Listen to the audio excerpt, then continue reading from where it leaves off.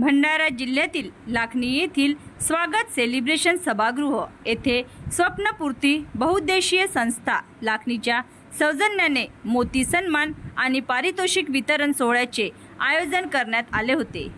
या प्रसंगी आमदार नाना पटोले, कुरखेड्याचे गटविकास अधिकारी धीरज पाटील, जिल्हा परिषद सदस्य डॉक्टर मनीषा निंबाळते, किशोर वाघाळे, संजय वनवे, दिनेश पंचबुते, अध्यक्ष प्रशांत वाघाळे, सचिव सुधीर काळे तर व्हिडिओ कॉन्फरन्सद्वारे ॲडव्होकेट दीपक चटप इत्यादी मान्यवर मंचावर उपस्थित होती।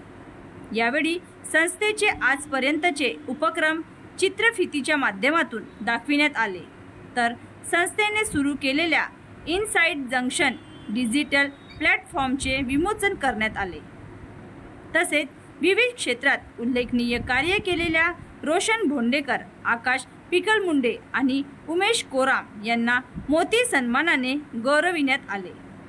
तसेच छत्रपती शिवाजी महाराज जयंतीनिमित्त घेण्यात आलेल्या निबंध स्पर्धेत सानू घोणमोडे, आरोही पिंपरेवार, शर्वरी खेडीकर, विशाखा शारी, राजश्री टेंबरे, लीना कातोरे आणि चित्रकला स्पर्धेत हर्षा निखाडे, अक्षरा मिराशी, यादवी गोस्वामी, पर्णवी मरसकोल्हे, सृष्टी रोकडे, धनश्री मेश्राम यांना पारितोषिक प्रदान करण्यात आले।